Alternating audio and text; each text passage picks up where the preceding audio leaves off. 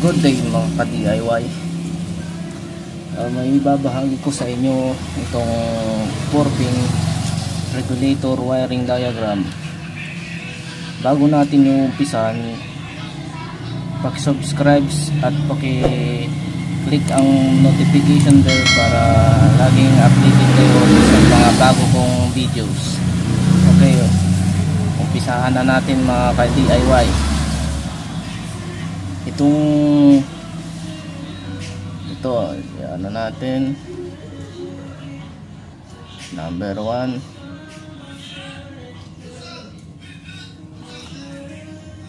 number 2,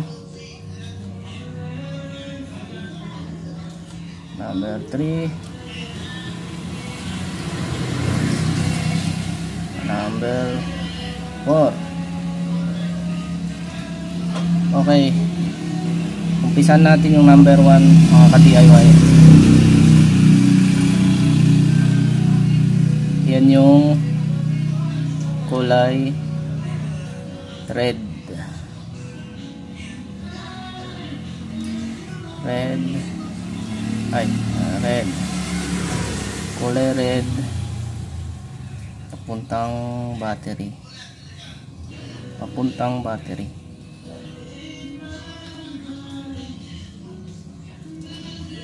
Malinaw to mga ka-DIY, hindi kayo malilito.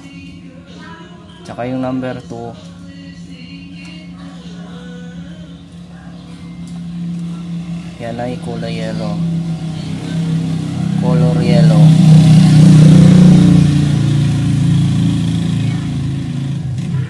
Color yellow galing stator.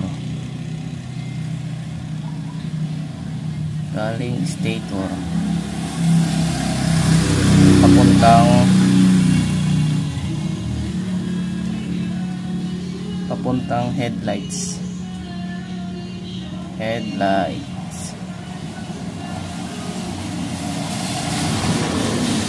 Ayan mga ka-DIY, maliwanag mga ka-DIY. Itong number 3, yan na yung ground natin.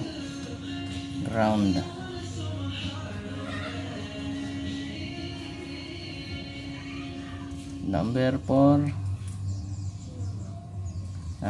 natin, yan yung kulay puti, color puti or pink.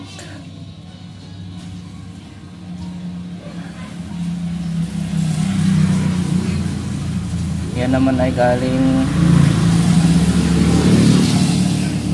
stator.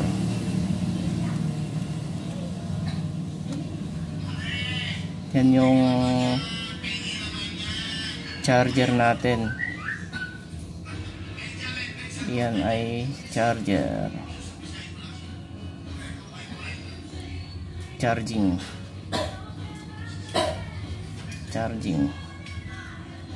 charging na yung number 4, yung charging na papuntang kulay red, papuntang battery. Ito naman yung number 2 na yellow galing stator, papuntang headlights. Naintindihan nyo mga ka-DIY, napakaliwanag, madali lang sundan. Paki-screenshot na din to o kaya download nyo para hindi kayo malilito.